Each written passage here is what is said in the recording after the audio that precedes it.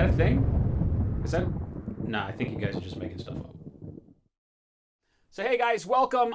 Today I'm going to talk a little bit about brush care and why it's so important to not worry about having done it after you paint, but start as soon as you get your brushes. And I mean like as soon as you get your brush home and you're thinking about even using it, you want to make sure that you clean it first, maintain it properly, and check it out thoroughly before you ever put paint on the bristles. The reason for this is because if there's anything wrong, inconsistent from the factory, or a problem with the brush, or just because it's natural hair, you want to take care of it before you start putting it to work, so that if there is an issue, take care of it right up front, then it doesn't expand or compound itself down the road. What I'm going to be doing today is we're going to take some of our own Slow Fuse Gaming bomb wicks. I've got a pack of bomb wicks. I'm going to walk you through exactly what we do here as I prepare them to get shipped out. I'll show you the process that I do with every single brush that comes through the studio and that then goes back out to you guys once you purchase it. January, thank you so much for that, host.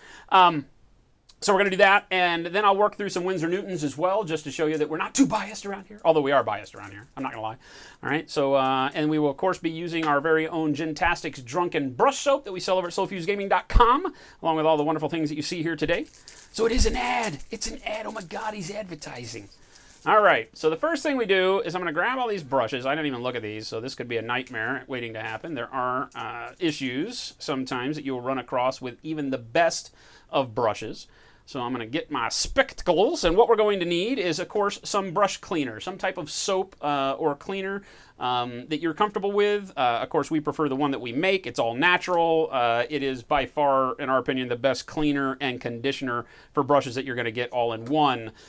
You're also going to need, in most cases, a cutting tool of some sort for trimming any odd hairs that might have a problem. All right, and a paper towel or soft towel of some sort that you will not be using to agitate your brushes, but just something to clean them off on.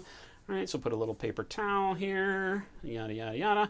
And last but not least, a container of fresh, clean water. It doesn't have to be distilled. It could be tap water. We're not really concerned overly much with it.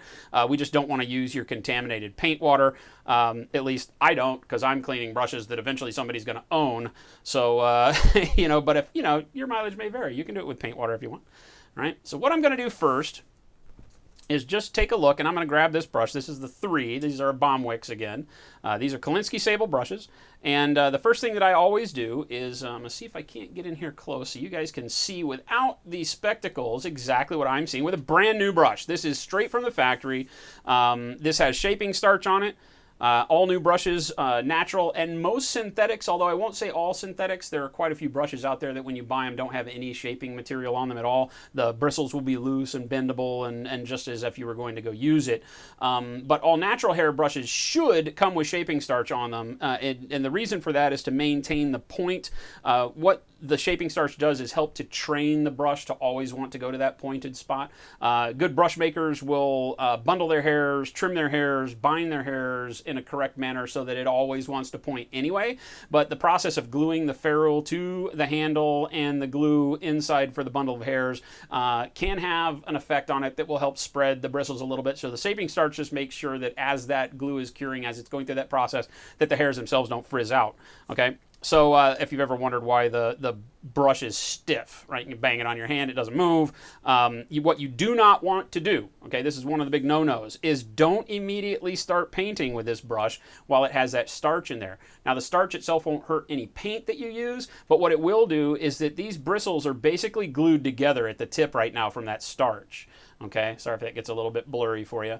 All right, but basically all of these hairs, except for that stray one right there, are fundamentally glued together. And so if you bend this brush, if I were to put it in the palm of my hand and bend it over 90 degrees, I run the risk of breaking the tip off of quite a few of the hairs at the top of the bundle as they're glued together. So you might have them break a millimeter down. Now what you have is you'll have a tip that has some of the hairs that stayed true at the correct length, and then a band of hairs around them that will be just a millimeter or a micron shorter, and that will cause you problems with pointing the brush forever. So that simple act of just breaking a brush over when it has a starch on it, can ruin a brush's ability to hold a point for good. I mean, it can literally be the difference between, is this brush going to work, or is this brush worthy of being a dry brush or going in the garbage? So just don't do it. So one of the first things you can do, and one of the first things I do, again, these are the brushes that I sell to you from our store, and what I do when I get them from the factory, every single brush, no lie, I go through every single brush before I package it up, is I run through it and I look. Okay, so if I look and show you this guy, let's just work through it here real quick. Right? I rotate it 360 degrees. Okay, we have a hair that was folded over because the protector, when they put the protector on at the factory, it grabbed a hair. That hair got folded over, so that's no good. There's no way to fix that, so that one's got to get clipped. All right, and then I've got a couple of hairs over here. See, as I rotate it, there's a little short hair. It's one of the half-size barrel hairs. Here's one that's a tip hair that's out of whack. All right, and then there's one other long hair there. So I got like 3 hairs that I feel like are probably okay, and I got one that's not savable. So the first thing I do is do a visual inspection of the brush and just make sure that I'm familiar with what's going on. If it's frizzing completely out, completely frayed or anything, I'll know how to handle that. This one's in pretty good shape, so what I'm going to do is I'm going to take my cutters, make sure that you get the flat face of your cutters, right, like that, not the inside. If you try to cut there, it's never going to work, right? Take your cutters, and on something like this, what you want to do is always come right down towards the ferrule. And as I cut, I pull down away from the brush bundle itself so that it's going to break it over the ferrule. Try not to cut and then pull. Remember that after they cut the knot on all of the hairs, all of these hairs are kind of in here held by the glue. You can distort the shape of the brush if you start pulling hairs out. All right, so even though it's going to leave a little bit of a probably a small piece of hair around the border of the ferrule, that's not a problem. That won't damage anything down the road. Okay, now if I see anything else that stands out as needing to be cut right off the bat, like if you get used to this after you've done it long enough, you know that if there's one that turns a right angle, you probably want to grab it. And I've got a small one right here. I'm not even going to mess with it. All right, so this is looking pretty good, even though it's a little shabby in shape. And what I'm going to do now is I'm going to take this, right, straight, haven't used any soap yet, take it in the water, and I'm just going to douse it in the water. I'm going to leave it here up against the side. Again, another no-no is don't ever take the brush and put it all the way down to the bottom and bend it against the bottom of your cup and scrub it, whether you're cleaning paint off of it or whether it's the first time. Don't do that. Always use the side of your cup, right? That way you're only bending the brush, like this, probably 30, 45 degrees max. You don't want to bend your brush hairs too much. And I'll just twist it, right? Notice how I'm twisting the brush up against the wall, just making sure that I get most of that starch out of there. And I do this for your brushes. If you ever buy brushes from us and you wind up getting one and it doesn't have any starch on it, the reason it won't have starch is because I cleaned it off, right? Take that brush, now that it's wet, and I'm just going to gently drag it across my paper towel here. That's going to soak all the water out of it, or most of the water out of it, and hopefully point it back. Now the second thing that I do here is I reevaluate the brush. Okay, so now that it's been wet, and see that long hair that we saw at the beginning? That's off to the side. That's not going back in the bundle even with water, so that's got to go. And the reason for that, I'm going to show you here. Notice how it has a curve to it, right? It's got a little bit of that curve. It's going up and then it's hooking off to the right. The reason for that is when whoever drug this brush at the factory through the shaping starch, instead of starching it straight, they barber poled it. They twisted it through the starch, and that takes the outer layer of hairs and wraps them around like barber pole stripes around the brush. And that's going to mean that most of those hairs are probably going to have a problem, so we might have to trim a few of them off. So I'm going to take that. Notice how I take the cutter, right? I separate that single hair out from the pack. I bring the cutter all the way down to the ferrule, and then I close in and clip and pull down, right? That gets it out of the bundle. I've got another small hair here. I'm looking at your camera angle as well as having to find it on here. This one right here. Pull this one away from the pack here. If it pulls more away, don't worry about it. Bring that one down, clip it off. Now, I've got this one that I tried to get earlier off of there. Let's see if I can. There it is. All right. Now, when I clip that one hair, you might have noticed it pulled these hairs away from the main bundle. So I'm going to go back to my water. And again, just kind of rub it along the side until I get it wet. Repeat as necessary. Blot it on my cloth. All right, and then check it again. And each time, if I wind up with another hair, I'll pick that one around. All right, good. Now, everything here is in our bundle really nice. I mean, that's the way we need it to look. So now what I do is I take it on my thumb. As I'm doing this, I'm just going to take the brush on my thumb and I'm going to paint with it. I'm basically just recreating what you're going to do with this brush later on down the road. So I'm going to just knock it against my thumb. I'm being fairly heavy-handed with it. Notice I'm bending it over nearly 90 degrees, but I'm not holding it. I'm just kind of smacking it against my thumb. And as I do, I'm rotating it. You can't tell, but I'm rotating it 180 degrees each way in my hand as I'm smacking it against my thumb. This will give it the same kind of treatment as quite a bit of painting, right? Because you're always going to rotate your brush as you paint. Generally, you're not going to paint with the brush the same direction all the time anyway. All right, so I'll do that for a little bit. Then I'll come back at it, and I'll look to see if there's any bristles on this. Now, of course, we beat it up, right? So it won't hold its perfect shape. But what I'm looking for is, are there any bristles, excuse me, that are sticking out at like 90-degree angles or parting off from the main group really heavily, right? So I got this little one down here. That's an unnecessary hair in the first place. All that is one that gives it the barrel shape, which we don't care about. So we can clip that little thing off of there. All the rest of them look pretty good. They're holding pretty true to form. Go back and wet it again. Come back one last time. Right. Take a look. Aha. Now what's happened, see this one? We've got like a 3/4 length hair here that by working through, see if give the camera a second to focus on it there. See that right there? That little 3/4 length hair will cause you problems over time, so I'm just going to pull that away from the pack. Trim that off. All right, bingo. All right, now, again, just on my thumb real hard. Let's see, and now we've got none of the hairs pulling away from the pack. We got all the starch off. Whoop, I say that, and then there's one right there. Bam. So by repeated use and doing this when you get your brush, you're going to see if there are any hairs on the interior of the bundle that might be kinked, right? There's a lot of hair in a bundle on a paintbrush, and depending on what you're working with, right, you can have one that in the inside would be kind of cocked over to at an angle, and if you use that for a while like that, it'll start forcing the other hairs apart, right? It'll start to splay the brush in funny ways if you've got one in the middle that's kinked. So that's why we go through this process, right? Just kind of smack it around, rotating as I go. And then what I'm looking for is I'm looking for it to hold its final shape. One more that I probably want to get. This one's got more. This one would have already gotten thrown away on my end. If I have to cut more than 3 hairs on a brush, I generally put it in our bad pile. I'm going to work with you through this one just to show you all the nuances. So here, what I found is a long one. All right, look right here. Something that we wouldn't have seen because it's just in the starch, but look at this. After doing this enough times, here's a hair. You can see that, right? That is looped back through the ferrule, and that's the one that's probably causing the bulk of our problem. So I'm going to pop that one out. And that's probably why this one's had so many issues with the rest of the hairs coming apart. There it is, right there. And cut that.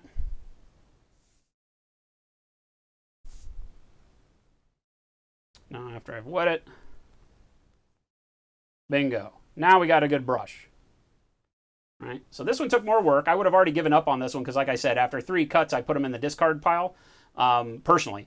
But if you have a brush that shows up at your house, what I'm going to show you is that there's no reason why you can't do exactly what I did, and now you've got a fine brush.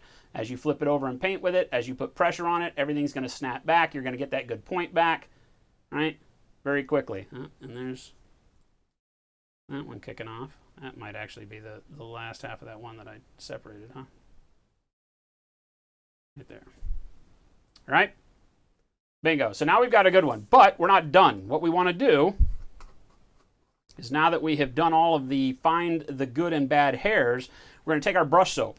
And even though we've never painted with this brush, and it's clean from the factory, right? We're going to take it, load it with a little bit of water. So again, just like I showed you before, I'm going to take the brush, just dip it in my water, right? And then pull it straight out. Don't squeegee it off, leave it filled with water.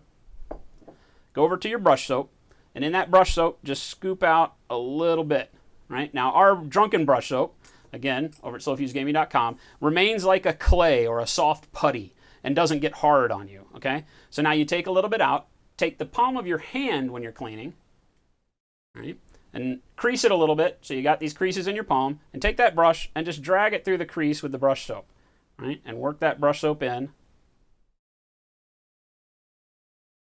and get a little bit of a lather. Just rotating the brush through it. The reason I like to do this is because it gives you a very good feel on both sides. I can tell the pressure I'm using on my hand, whereas if I'm using a paper towel, that's a little bit harder, plus it's a little bit more abrasive to the brush.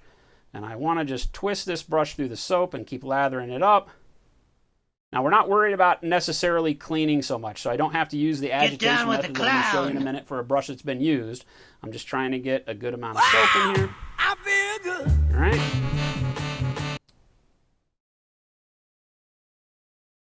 Get all the rest of that starch out.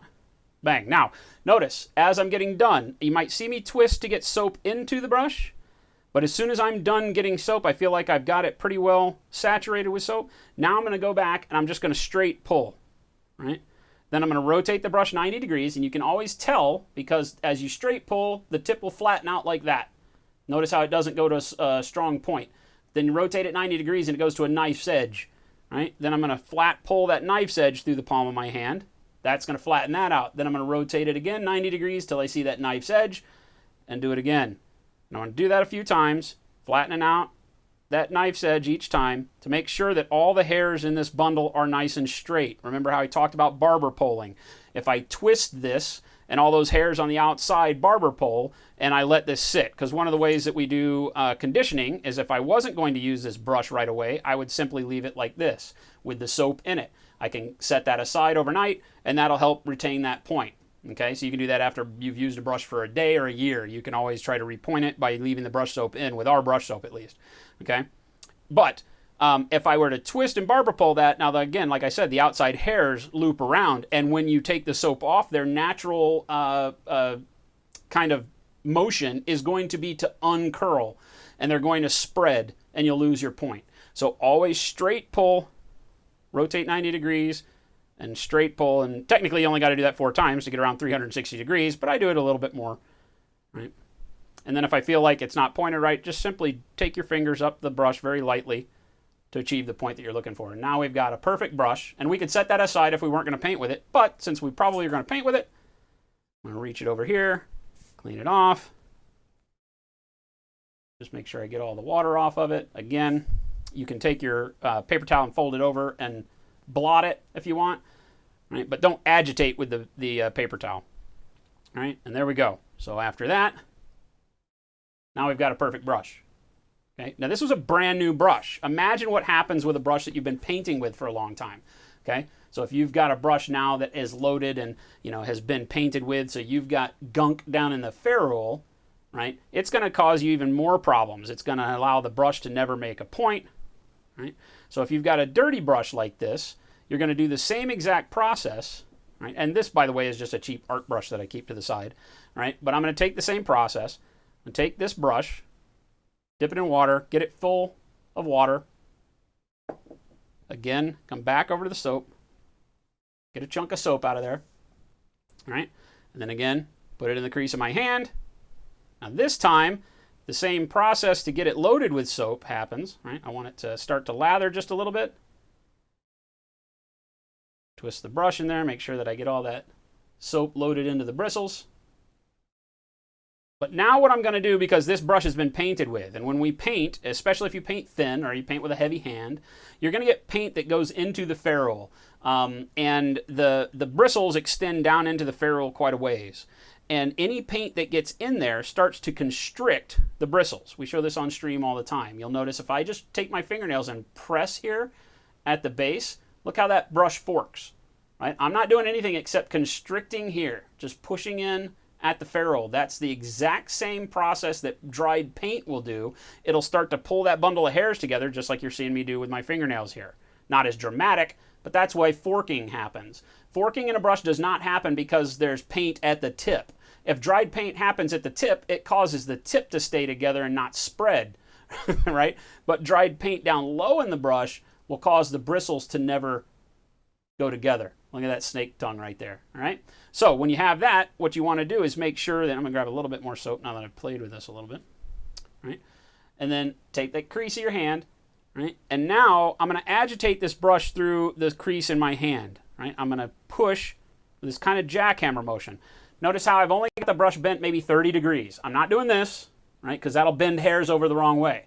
I'm doing it about like this, about 30 degrees, right? And then I'm just going to agitate the brush back and forth through the crease. What that's doing is it's shoving the soap into the ferrule, that area where the hair enters the brush, right? And I'll just keep using this motion. And that'll dislodge that paint. Okay.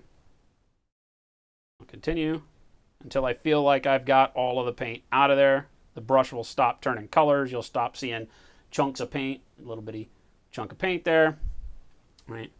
And then notice how as I clean that soap out of my hand that we get the color. I was painting with like a light tan or beige color, cream color with this brush the last time, right? So that's all the paint that came out, even though the brush looked fairly clean, right? The brush hairs themselves don't have to be blue in order to get paint out of it, and that's what we miss a lot of times. We'll take a brush that looks fairly clean, right? The bristles themselves look pretty clean, but what you'll miss is that some brushes will develop a halo of color right around the ferrule. Sometimes it's easy to see. If you don't clean your brushes very often, then it's very easy. I'm going to see if I can't find one that I use a little bit more often that has that on there. How about this guy?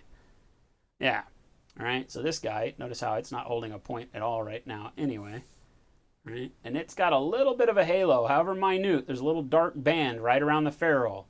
Okay, so let's use this guy. Go through the same process. Wet soap.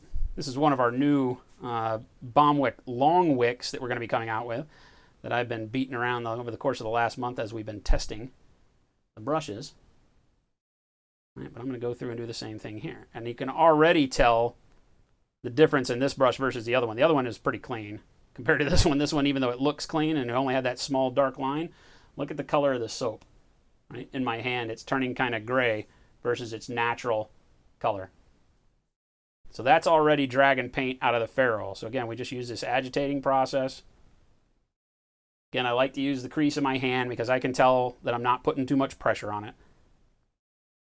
I'm going to go ahead and twist as I do this. The only time it's okay to twist your brush. I say that. If you're pulling paint off your off of your palette, it's okay to twist your brush to a point as well while you're painting, but never when you are done and cleaning. All right. Again. Then after I've done the twisting, now I'm straight pulling, just like I told you before.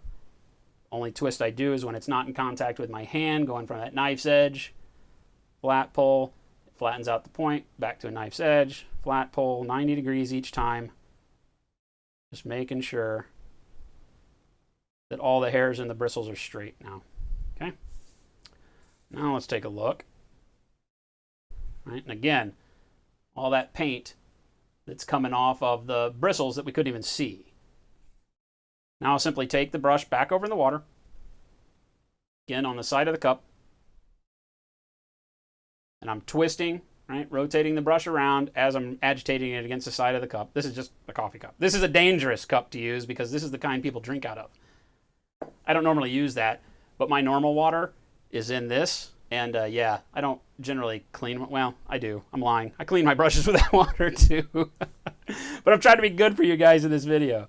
All right, it's a clean water, and then I'm just going to very lightly come back over here and dry this off and blot it. Get all the water out of it. And then take my fingers and again, straight pull this up as I can.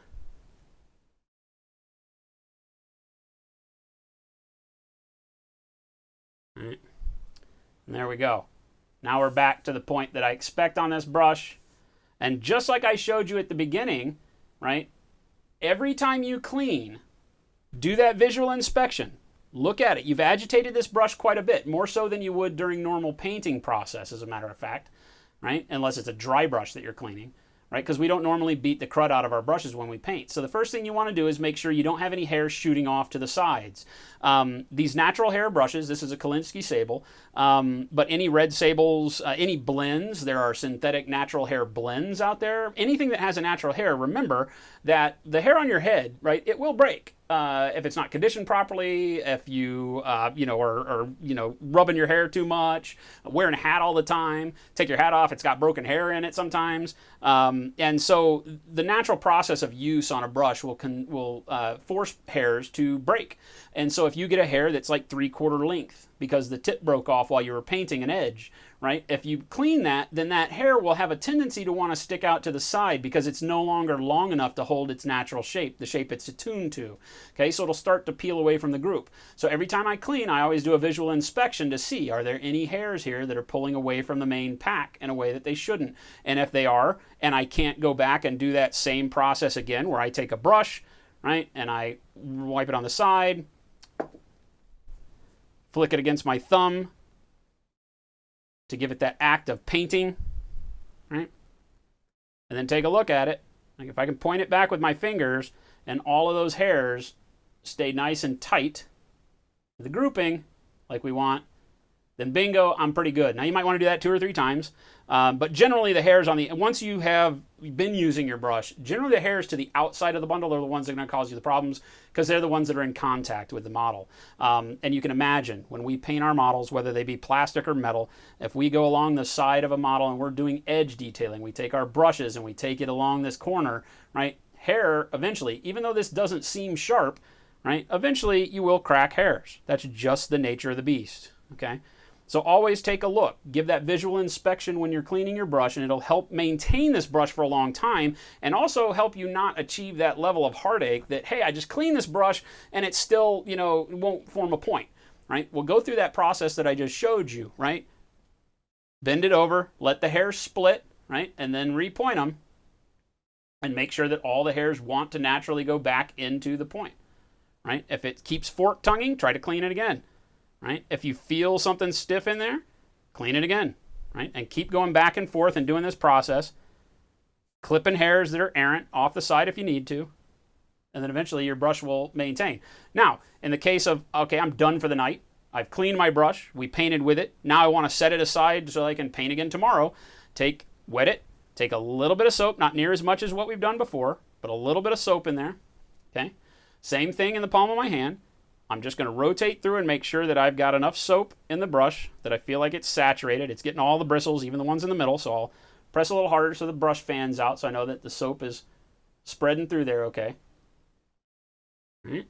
Then again, straight pull it, flatten it out, knife's edge, flatten it out, knife's edge, flatten it out, just so we're not barber pulling any of the hairs. Okay. Make sure I've got a really nice point on that brush, and then leave it in your rack. Now, I dry all my brushes horizontal. If you're familiar with our brush racks, if you can see kind of one over here. All my brushes dry horizontal in our slow fuse brush rack. Right? Best way to do them, don't set them in a cup like this. Okay? Even though you think you've got a clean brush, any paint that was loosened up in the ferrule from the act of cleaning that didn't come out, now it's going to seat itself further down because gravity is a thing. So if you can avoid putting any brushes that you use and really like upright in a cup, do so. Even just laying them out on your bench is fine. Or even better yet, take like a, what do I have here that we could use? Well, let's just take a folded paper towel even. Right? Much like taking chopsticks at a restaurant, and you can do it like this. Still, gravity's not your best friend when it's at an angle, but that's better than if you just leave it, you feel like you're worried that it's going to lose its point flat. The taper of the brush should make it okay if nothing's going to happen, but if you have pets or children or whatever, I know that may be a problem. But leave that and just leave the soap in it. This soap will cure overnight. It doesn't cause any problem. Our soap especially, the Jentastic's Drunken brush soap, is meant as a leave-in conditioner. We build it that way specifically so that it will do what I'm talking about, and it will help repoint and recondition all these hairs and bring back the elasticity of a natural hairbrush and repoint even a synthetic. Okay? So you can set that aside, leave it 24, 48 hours, a week, a month, a year. It doesn't matter. Next time you get it, just wash it out like you saw me do with all the rest of those brushes, and you're up and running. All right, so real quick, as we reach the tail end, I think we've hit on quite a bit of these points. I'm going to pull out a Winsor Newton. This is a Series 7 miniature. This is a size 0. Same thing. We're just going to evaluate it. Now, I don't do this for Winsor Newton. If you buy from me, I got to admit, I don't go through every Winsor Newton brush. Because I expect that Winsor Newton probably does that anyway. All right, So we're going to show you, take a look at it. Oh, look at this. All right, so just like on our bomb, whoa, holy hell. So we got like 1, 2, maybe 3 that look like they were bent over. It's really, really difficult on the smaller brushes, so I don't fault anybody for knocking them around with the protector, even Winsor Newton. Right, but there were 3 hairs folded over there from the protector going on the brush. These small ones are so tiny that you're always going to run that risk. So that's not a big deal. As long as it's not the whole brush that's caught in it, it's not a big deal. But I'm going to evaluate it just like I did. And just like ours, right, we've got some hairs. The bundle itself is not fantastic there. A little split. This one doesn't have any starch on it, which is a little weird. So that's, I think that might be the first brush, or one of very few that I've seen from Winsor Newton, that does not have starch on it right out of the gates. So, same thing, I'm going to get it wet, pull it over. Notice how immediately we see a hair that sticks apart from the group. I mean, that hair is not going to be fixable. It's standing vertically apart. So just like on our bomb wick, I'm going to take this. That might actually be 2 hairs. It's a bundle. They may be glued together. Well, that was a lot. That was 1, 2, 3, 4, 5, 6. That was 6 total hairs that were in that one bundle there, right? But, I mean, yeah, granted, I generally would not ship this to somebody if I had to, just especially on a 0, if I just had to cut that many bristles off. Because a 0 already starts with too few bristles. So, wow, I was hoping that was not going to happen with this. Clean that again. All right, just by wetting it that time, all the rest of them that got deformed when I cut those are okay. That looks much better. Again, agitate it as if I were painting. Obviously, we don't paint this hard, but you do it for the dramatic effect to make sure that it displaces any of the other bristles that might have a problem. All right, and there you go. That one, just like ours, back to a nice shape. So, like I said, I mean, even when you might buy a brush that you feel like, you know, you shouldn't have problems with because you just spent, I mean, I think this brush on our store, I want to say, is like 15 bucks. So, you know, you spend $15 on an individual brush. Don't freak out if when you get it, especially if you get it and you've got hairs bent over because the ferrule cap, you know, caught a couple of them. You know, yeah, that's a bummer, but kind of by no fault in particular. I mean, when you manufacture things and you're making millions of brushes, I get it. I get it too. It's 15 bucks. But I see, you know, we go through every single brush by hand here, and I see a lot of them that are like that. And I've learned to cope with the fact that we get a great brush out of this at the end of the day, no matter what. Okay, so this is a perfect brush now. It's a good thing I actually went through this because this came out of store stock. I would not have wanted somebody to get that just because of the buyer's remorse of a Winsor Newton with hairs folded over. Unfortunately, I don't do that for every Winsor Newton, so whoever buys this one is lucky. You got a good brush that I went through. I do not clean the ones that I sell with soap. I just go through and remove the starch and reshape them, and then you're going to get that. So remember that. All right, and then let's take this number 3. This is a Winsor Newton. I think it's a is it miniature or normal? This is a miniature number 3, so a bigger brush. Take that off. Goes without saying, be careful as you remove the protector. Okay, so this one much better. No bristles folded over from the protector. Great looking point on this one. If you can notice, there is one small hair to the side right there. All right, now I will take a look at that and see what the length is. I can't tell if it's just kind of standing aside or if it's a half-length hair. Okay, see? Right there, if you can see how the starch has caused the tips of a bunch of hairs to fold together. See how that one is kind of bent, if you can see. That's minuscule, but notice how one of them is folded 90 degrees almost over to the left because it's glued together with another short hair. The problem is, if the one that's glued to the shorter one is a long hair, that's going to cause a problem. So I'm going to break them apart. Then I'm going to go ahead and clean this. Get the starch off of there, right? Just by getting it wet. Then I'm going to pull it to a point. Make sure that right now no hairs are popping off to the side on this one. So it looks pretty good. And then again, I'm going to agitate it as if I were painting with it. Notice how these are the only steps you need, guys. All right? Now that it looks like I painted, I put it through its process. Bingo. Doesn't look like we got a problem with this one. Right? Because I'm a little worried that there might be that inside hair that was stuck, it might cause me a problem later. I'll bend it over and fan the bristles out. You can even fan them out individually like that. Right? Just so you kind of spread them. Give it a chance that if there's a bad hair in there, it'll poke its way out to the sides. That looks good. Wet it one more time. Take the water off. Bingo. All right, perfect brush. All right, so no brush is going to be, well, I mean, some brushes are perfect right out of the gates, but no brush is infallible. The best brushes in the world can have those initial problems, but those initial problems, I'm hoping what I'm proving, are surmountable easily, right? Easily. All you got to do is run through that process, and now you got a brush that'll last you for years. Once you've painted with it, go through that same process again. Every single time you go through and use a brush, you're going to take that brush, clean it, and then go through the paces. You'll find that it doesn't take any extra time to simply take this real quick, rotate it around, make sure you don't have a hair cocked off 90 degrees. If you do, clip it off. Always clip all the way to the ferrule.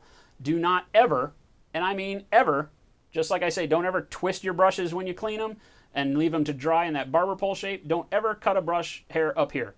Don't ever cut it halfway. What happens is that as you dip your brush into your palette and you draw paint into it, that paint will get caught into those kind of halfway length hairs, and it'll start to dry because it doesn't get used back out of them. They no longer disperse their paint to the surface that you're painting on unless you bend that brush over very far. This is the one we just cleaned, so I'm not going to do that. Let's do it with this one.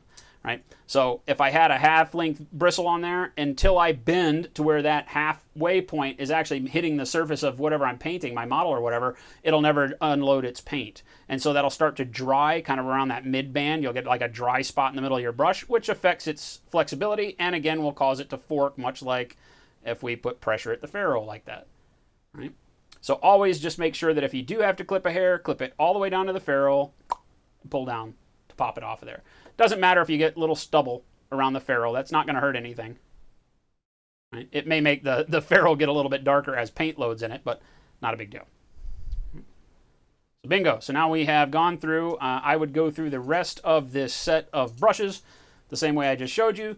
Put them in a tube, put a sticker on them, and bingo bango, those will go off to a happy home. So not only do you get to see how I prepare brushes for you guys that buy them from us, but also see exactly how I take care of my own brushes, which is what this is, as I'm painting here in the studio.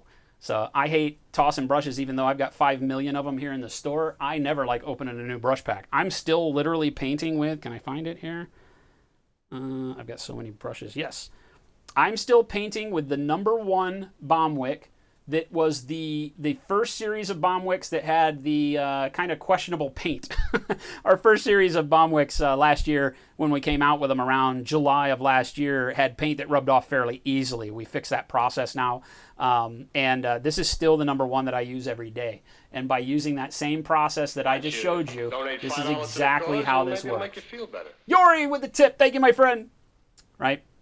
So this is the exact same brush that I've been using from the get-go, right? The new ones are shorter, like the new Bomb Wicks are a little bit shorter, right? You can tell here, about a 1/2 inch shorter on these brushes.